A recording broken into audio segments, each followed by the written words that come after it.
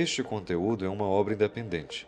Seus comentários e opiniões são de responsabilidade dos seus idealizadores, não refletindo pensamentos e opiniões da emissora TVI. Você está seguindo aí, sua linha. Bom dia, bom dia. Sejam todos e todas muito bem-vindos aqui no Politiza com Elas. Esse momento, esse espaço onde a gente traz a informação de uma forma muito autocrítica para que você se sinta estimulado a movimentar os espaços políticos, espaços de decisão, mas ter uma formação, uma autocrítica dos principais assuntos que movimentam a nossa cidade. Hoje é sexta-feira, eu já estou aqui nessa bancada com Larissa Araújo. Bom dia, Larissa Araújo, como vai? Passou bem a semana? Bom dia, sejam todos e todas muito bem-vindas a esse espaço maravilhoso que é o Politiza com Elas, mas com a participação especial de todos vocês. Muito bom dia, minha parceira Lisdeile Nobre, sempre aqui presente, enriquecendo esses assuntos que a gente traz para você e que impactam diretamente no seu dia a dia. O compromisso não é só com a notícia, mas também com a informação, de forma que você entenda como aquilo realmente ali pode interferir no seu dia a dia. Pois é, você já ouviu falar da palavra anistia? O que significa essa palavra anistia, né? A anistia, ela tem que ser dada através de lei. Então, depende dos parlamentares para movimentar esse processo legislativo. E a anistia simplesmente serve para dar o que a gente chama de perdão. Perdão por atos praticados que encontra uma descrição típica lá na nossa legislação penal. Alguém errou, alguém praticou um ato que é dito como crime, que tem uma descrição legal que a gente chama de crime, e aí esse indivíduo está sendo processado e muitas vezes já foi condenado, tem que cumprir pena a respeito de fatos como deterioração, depredação do patrimônio público, organização criminosa para interferir ou danificar as instituições democráticas do nosso Estado, né? Porque o nosso Estado ele funciona sobre uma organização governamental que tem várias instituições que são importantes na nossa gestão da nossa vida, que é a União, que é o Legislativo, que é o Judiciário. Diante disso, diante da uma série de práticas de organizações criminosas, né, para derrubar instituições governamentais, né, como eleições, como o Supremo Tribunal Federal, órgãos do Poder Judiciário, o nosso processo legislativo, várias pessoas foram condenadas aí, principalmente depois do 8 de janeiro, que foi um ato criminoso. Aí, agora, né, existe projetos de lei para dar perdão a essas pessoas que praticaram esses atos atentatórios em 5 ou 6 disposições legais aí que essas pessoas estão respondendo. E estamos diante de uma possibilidade que está aí, Larissa, andando bem rápido, de um processo legislativo que vai conceder esse perdão que a gente chama de anistia. Então, Lisdeile, você como conhecedora da lei, a gente poderia dizer então que a pessoa ela é perdoada de um crime que ela cometeu e ela é isenta de ter que pagar por aquele crime, seria isso? Exatamente, é passar uma borracha literalmente naquela prática que encontra uma descrição legal e aquela pessoa praticou. Eu até quero pedir para Cássio colocar as imagens aí das movimentações quando o Barbosinha sai daqui, de certa forma, injuriado com o Congresso Nacional, que está lá movimentando aí a PEC da anistia. Tem poucos dias que a gente viu as imagens aí, um grupo de parlamentares que apoia o ex-presidente da República, Jair Messias Bolsonaro, eles ocuparam essa mesa aí do Congresso Nacional na tentativa de chantagear, literalmente chantagear o Congresso para que colocasse em votação uma pauta. Larissa, eu até não acho errado os parlamentares votar um procedimento de anistia, né? Eu acho que ali a gente tem que, na Casa do Povo, respeitar a opinião, né, daqueles que são a favor, daqueles que são contra, né? O que foi errado foi o sequestro ali. Acho que as pessoas têm a oportunidade de dizer sim para uma anistia e não para uma anistia.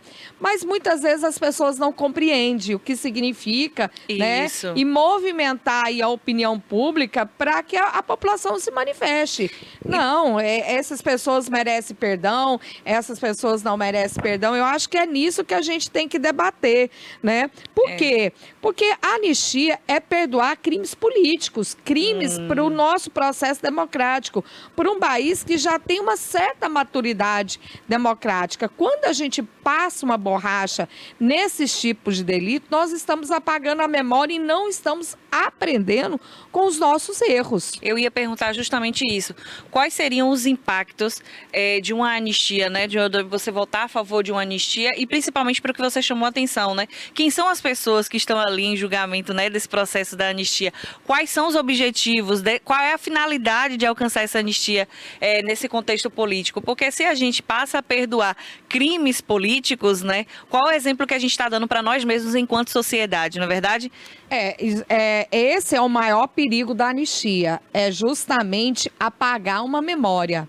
E a gente não conseguir aprender com os nossos erros. Há um julgamento, as pessoas parlamentares têm esse direito de levar isso para ser debatido e julgado. Até então, ponto, tá tudo certo, né? O grande, porém, é que se essa anistia for aprovada, se ela for aprovada, a gente está dando um perdão. É a mesma coisa que de descredibilizar a justiça nesses crimes que são importantes para a nação, a gente fragilizar as nossas instituições e fortalecer um sistema autoritário, né, que quer derrubar ali, de qualquer forma, uma forma de gerir o governo que já está desenhado na nossa Constituição. Então, se a gente permite que essa anistia, né, se permite, ou seja, que o Congresso vote essa anistia e dê esse perdão legal, né, um perdão judicial, é um perdão legal, porque ele vem através de lei, a essas pessoas, né, 700 e tantas pessoas, incluindo o próprio ex-presidente Jair Messias Bolsonaro e sua cúpula ali, né, no seu entorno, que são pessoas que lá no passado já foram julgados por ditadura militar, né, por atos atentatórios contra a nossa instituição, já receberam anistia e praticaram novamente atos atentatórios de tentativas de golpe de Estado, que é crime, né, tem 4, 5 crimes aí que essas ações estão sendo movimentada. Uma é a tentativa de golpe num Estado democrático, né? Não se utilizar das vias legais para ser eleito, permanecer no poder por vias adversas, é crime também no nosso país. É como se perdoasse e aí a gente, de certa forma, fragiliza as nossas instituições, a gente não dá maturidade para o nosso processo democrático e apaga, sobretudo, a memória, que é importante ter esses registros para que isso não volte a acontecer. E a população precisa estar sempre por dentro desse assunto, porque assim, a anistia, ela, de certa forma, é um benefício concedido aos políticos. E eu já acredito, numa opinião particular, que já existem benefícios demais que o privilegiam, o próprio foro privilegiado, né? Que é um debate ali que a gente sempre está aqui em discussão, já é também uma forma de beneficiar os políticos, né, em algumas circunstâncias. E como você mesmo falou, se você não dá a oportunidade do político se corrigir conforme a lei, né? O que a gente pode esperar desse cenário que, olha, como diz Barbosa aqui anteriormente, está cada vez mais empobrecido, realmente. Empobrecido e empodrecido, literalmente. Tá cheirando mal, né? E diante desse cenário, né, quanto a PEC, ela corre aí, né, a largos passos, porque quando houve esse, de certa forma, entre aspas, sequestro da Câmara, ali da mesa diretora do Congresso Nacional, foi negociada aí com o Hugo Mota que colocasse essa PEC para tramitar, né? E ele ainda está dizendo, está verificando se há campo político para essa tramitação. Mas tudo indica, né, que será ali esse processo legislativo deve andar, ainda mais que ganhou aí alguns padrinhos de peso para motivar essa votação, como o governador do estado de São Paulo, Tarcísio, né, que entrou aí para fortalecer esse julgamento aí, esse processo, julgamento não, né, esse processo aí legislativo da PEC da anistia. Mas enquanto isso, eu estou falando a palavra julgamento porque eu já estou com ela em mente, está ocorrendo no Supremo Tribunal o julgamento aí dessa cúpula que movimentou os supostos aí atos atentatórios contra as nossas instituições num ensaio, numa tentativa de golpe. Então tem sido aí um julgamento intenso essa semana, ele está sendo dividido em partes, né? Deve voltar e na próxima semana a gente pede aí para Cássio colocar as imagens, mas o julgamento já começou, né, Larissa? Já começou, está previsto inclusive para ir até o dia 9 desse mês, 9 de setembro, né? E aí já tem muita polêmica em torno disso, conforme as pessoas estão sendo ouvidas, já tem aí as imagens, né, emblemáticas do Jair Bolsonaro, mas é um tema bastante polêmico que tem movimentado bastante em todos os contextos, Liz, dele, a política nacional, não é verdade? É um procedimento que a gente tem que ficar de olho nele, né? A defesa tá aí, inédito. Né? É inédito, né? Um ex-presidente ser julgado por golpe, tentativa de golpe de Estado, né? Dando uma lição para vários países, inclusive o Brasil tem sido elogiado nessa perspectiva que está, né, tendo esse julgamento, né, ali o Jair Messias Bolsonaro com uma prisão cautelar, que a gente não chama de prisão definitiva, né? E aí a defesa alega aí que há uma injustiça nesse julgamento, porque não há o duplo grau de jurisdição. O que seria esse duplo grau de jurisdição? Que ele não tem uma instância recursal para ser revista a sua decisão, mas ele tem foro privilegiado e que vai ali direto para o Supremo Tribunal Federal, seguindo as nossas regras processuais. Olha, Lisele, eu diria que, independente do resultado do julgamento, já é realmente um ato histórico. Inclusive, a deputada Lídice da Mata, essa semana, Sim, ela fez até um pronunciamento de que esse fato deve constar nas próximas, né, décadas dentro do livro de história do Brasil, né? Porque é algo realmente muito inédito e que precisa ser contado, né? A história precisa ser contada. Então, o pronunciamento dela eu achei até muito interessante, muito pertinente, né? Ela detalha realmente essa fala que você disse aqui, anterior até mesmo, né? Do que isso realmente, de fato, significa para a história do Brasil. Um julgamento nesse nível, nesse grau, de um país também que já tem ali um pré-histórico, né? Que não é muito bom, exatamente, e que faz referência justamente a isso, a ditadura. É por isso que a gente tem que questionar a primeira pauta do Politiza com ela, que é uma relação à anistia. Nós não devemos apagar os erros do passado. Nós já tivemos golpes de Estado, né, no Brasil, vivemos um período autoritário da ditadura militar, houve anistia, né? Essa anistia, de certa forma, causa prejuízo, porque desestabiliza os nossos institutos jurídicos, a nossa própria legislação. Então, hoje a gente está assistindo, está acompanhando. Alega-se que não tem ali uma paridade de armas de defesa, mas a defesa ela está sendo chamada, ela está sendo ouvida, teve um momento para todos se manifestarem ali, todos os réus se manifestarem. Outra linha de defesa, Larissa, dos réus, é que os atos, né, que a gente fala, atos criminosos, não chegaram a se concretizar, né? Mas ali o Supremo Tribunal Federal, a PGR, está demonstrando que vários atos se concretizaram, como os ataques lá nas instituições, a fomentação, né, daquelas pessoas irem ali, a própria minuta, né, de golpe. Então, eles colecionaram um farto material probatório, para não falar que ficou apenas na cogitação, num plano que não saiu da mente daquelas pessoas, mas que, de fato, eles se materializaram. Não ocorreu um resultado golpe, né? Mas ali houve uma materialização de todos os atos que configura ali aquela tentativa de golpe ali e alguns crimes, de certa forma, com resultado que é toda aquela desestabilização ocorrida durante aquele período ali, onde Jair Messias Bolsonaro fala em vários momentos que ele não iria cumprir decisão do Alexandre de Moraes, que ele não respeitava o Supremo Tribunal Federal, né? Isso ele falou em vários atos públicos essas manifestações que não iria cumprir, né, com as decisões do Supremo Tribunal Federal. Bom, vamos para o próximo destaque, né? Então a gente sai lá do Poder Judiciário e vamos para o Poder Executivo.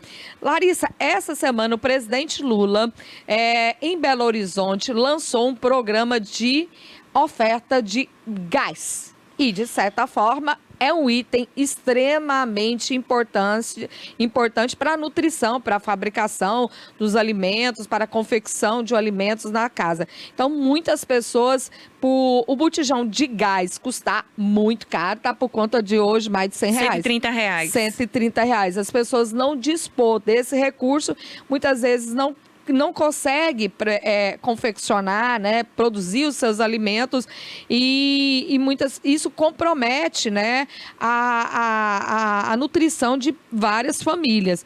E ele lançou mais esse programa social de Vale Gás aí na cidade de Belo Horizonte, atendendo alguns requisitos que as pessoas terão esse Vale Gás. Para as pessoas de baixa renda, né, terem condições de ter acesso e continuarem utilizando o gás, né, de cozinha, porque a gente hoje já fala, né, das tubulações. A maioria hoje dos empreendimentos que já são construídos, eles já são construídos agora já com as novas tecnologias, né, de gás. Mas boa parte da população, né, de baixa renda ainda utiliza o gás convencional. Agora, Larissa, eu acho que um ponto para a gente debater aqui são essa quantidade de programas, né, que de certa forma fornece uma renda, mas para manter a pessoa de certa forma naquela situação de vulnerabilidade.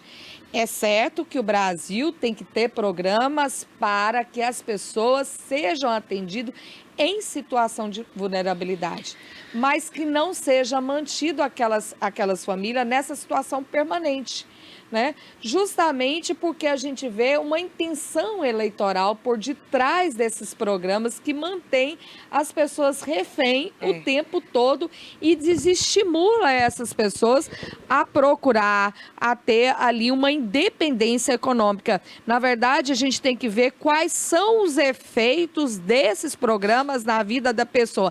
É para gerar uma dependência ou para gerar uma autonomia econômica? Então, hoje é muito questionável essas políticas públicas, esse programa de transferência de renda. Na verdade, eu faço até uma diferenciação, né? Eu acredito que os programas assistenciais, eles existem de forma que são medidas emergenciais, ou seja, ali, para conter uma situação de emergência, né? Para você poder manter o mínimo do básico ali na pirâmide, mas eles não são programas de políticas públicas, porque a gente sabe, e como a gente reiteradas vezes traz aqui para o programa, é que as políticas públicas são ações integradas e não ações isoladas. Os programas, eles são, de certa forma, ações isoladas. Elas vão, por exemplo, o programa do gás ali, ele é um auxílio, ele é um bolsa, ele é um complemento na renda do trabalhador. Mas ele não é uma política de desenvolvimento. Então, como você mesmo falou, precisa fazer um estudo, precisa fazer uma avaliação para entender do que pode ser feito a nível econômico, a nível que a gente fala também de empregabilidade. A gente é um país muito fraco em políticas de empregabilidade. A nossa política econômica também gira muito em torno de outras transações e não necessariamente daquilo que está ali sendo projetado para as camadas mais inferiores, as camadas que estão ali de baixa renda, e a gente continua nesse ciclo vicioso, como Lisdeile mencionou aqui, cria ali uma dependência. Esses programas, muitas vezes, eles não têm ali um prazo de finalidade, porque como é uma ação emergencial, ele deveria existir uma ação emergencial. O Vale Gás, ele foi anunciado, mas ele não tem ali um tempo de extinção, né? Ele iniciou e vai continuar existindo, a gente não sabe até quando. Assim como o Bolsa Família, o Bolsa Escola, que representa, como o Lisdeile falou, uma importância sim, ali dentro de um contexto, mas que não seja vinculada a uma dependência econômica, né? A gente precisa trabalhar políticas que deem autonomia às pessoas para que verdadeiramente o país consiga se desenvolver. A gente vê um lançamento desse programa há um ano, praticamente, das eleições, né? A gente vê que há uma perspectiva também, né? No fundo ali, se você fazer uma análise, há uma perspectiva eleitoral. Sim, né? Ali para gerar... Foi um item criteriosamente escolhido, né? Porque o gás de cozinha, como eu falei, ainda boa parte da população, né, social depende ainda do gás convencional. Então não foi assim um aleatório, né? Escolhida de forma aleatoriamente. E é um item extremamente necessário, primordial, no funcionamento de uma casa que precisa de alimentação, e o botijão de gás, de certa forma, ele é um item que é necessário para manter a nutrição familiar. Exatamente. E aí, quando a gente vê um lançamento desse, a gente diga que não é desnecessário uma política dessa. Pelo contrário, ela é necessária. Mas qual é a finalidade com esse programa? É manter as pessoas para salvaguardar naquele momento de vulnerabilidade, ou para gerar uma dependência desse programa e aquela espécie que a gente chama muito no período eleitoral de gratidão. E não, eu vou continuar votando no presidente Lula, que é uma escolha de cada um, né? Cada um escolhe ali o seu candidato, mas aquele sentimento, eu vou votar nesse determinado candidato porque ele mantém a minha casa sobre renda. Eu tenho um Vale Gás, eu tenho um Bolsa Família, né? Toda aquela geração de renda que, de certa forma, não estimula a autonomia econômica, né? Mas sim estimula uma dependência econômica, que na hora de votar, isso tem um peso profundo na decisão da pessoa. Perfeito. Se vai votar ou não naquele candidato, não é isso, Larissa? Exatamente. Pois bem, saímos de agosto, né, um agosto lilás, né, que a gente vê aí muitas políticas públicas que também não têm surtido grandes efeitos, como a política pública de enfrentamento à violência doméstica, que é o agosto lilás, né. Também eu questiono muito a abordagem, o tipo de campanha, que na verdade mais reforça os estereótipos da mulher como vítima e o autor do fato como agressor. E a gente entra num novo mês chamado de Setembro Amarelo, que fala de saúde mental. E aqui eu quero justamente chegar na tua casa e falar de forma muito próxima de você que todos nós passamos por momentos de transtornos mentais. Todos nós ficamos, de uma certa forma, um dia ou outro dia. E isso não quer dizer absolutamente que você é uma pessoa que eles colocam um apelido aí de doido, louco. Não. Todos nós passamos por dificuldades mentais. Todos nós passamos, de certa forma, por um momento de doença mental. Todos nós sentimos tristeza, está lá na sua tela. Todos nós temos cobrança excessiva. Todos nós sentimos a sobrecarga de trabalho, né? Todos nós sentimos, às vezes, aquele sentimento de impotência, de incapacidade, né? Todos nós, um dia, passamos dificuldades que coloca a gente numa situação de agonia, que é pouco dinheiro. Todos nós sentimos limitados de uma forma ou de outra. Todos nós vivenciamos doença que é do pescoço para baixo, mas que afeta a nossa saúde mental. Todos nós temos falta ou excesso de família, né? Todos nós brigamos. Todos nós sentimos estresse. Isso não é uma coisa isolada.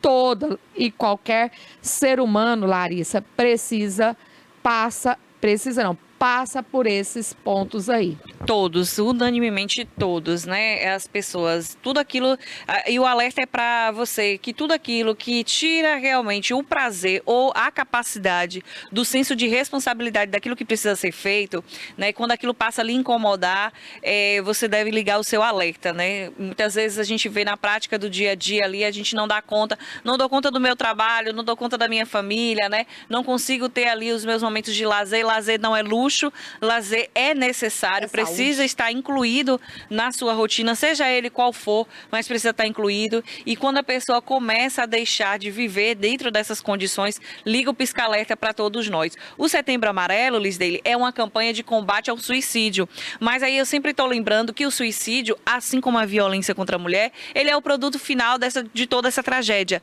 E a gente deve focar ainda mais nas medidas de prevenção, nas medidas de tratamento que você pode estar ali tendo esse auxílio, né, do que necessariamente a gente falar dos índices de suicídio, daquilo que provoca o suicídio, mas a gente pode falar aqui para você das formas de tratamento, dos órgãos que estão disponíveis ali. A gente viu essa semana uma campanha até mesmo da prefeitura sobre o CAPS, né, da importância de o CAPS dentro de uma cidade. Ele tem ali uma relevância muito grande. Você deve buscar auxílio dentro do setor público, que ainda é precário, mas fornece esse tipo de ajuda, um encaminhamento para o psiquiatra, né, que geralmente existem situações que é direta e extrema, né, para o psiquiatra.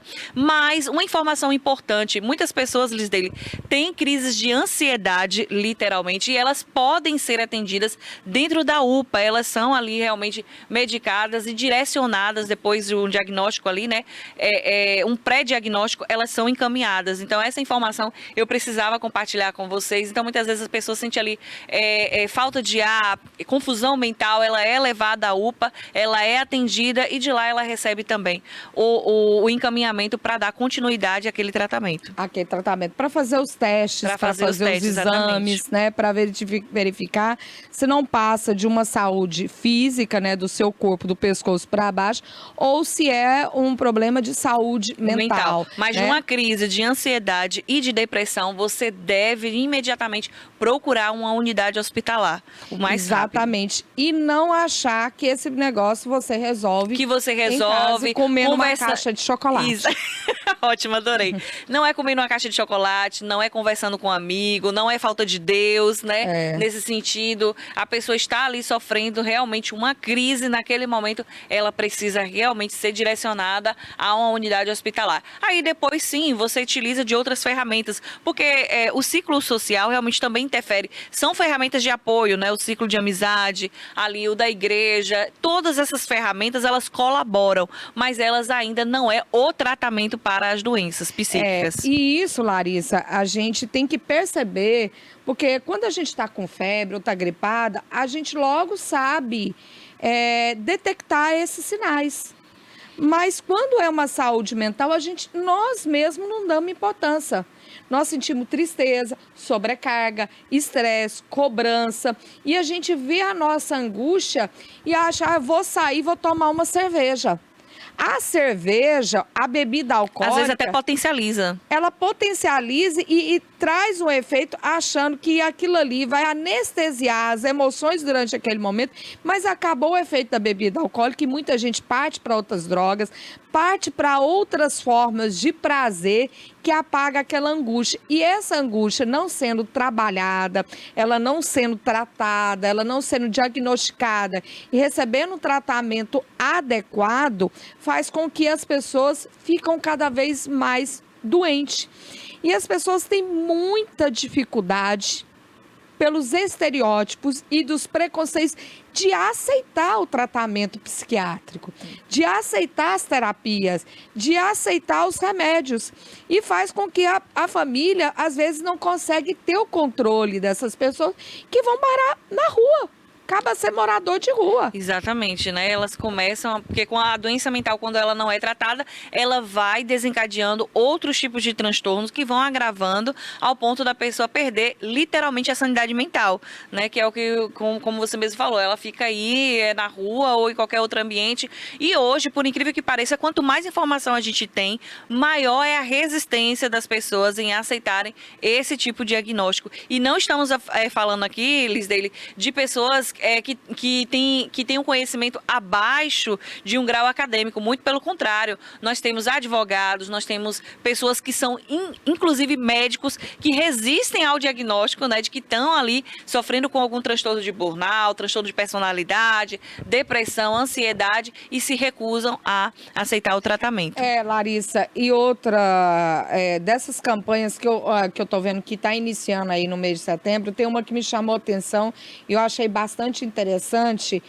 para respeitar a figura do CAPS e o que ela significa e a importância desse instrumento na saúde, na vida das pessoas, porque muitas vezes o CAPS é objeto de meme, né?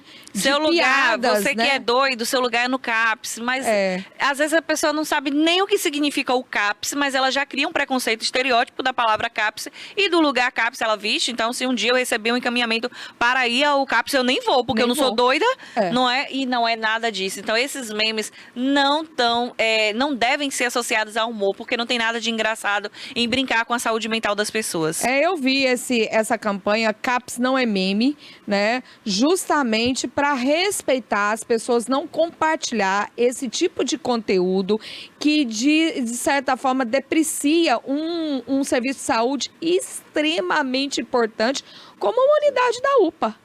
Né? Então a gente fica aqui, Larissa, deixando esse recado.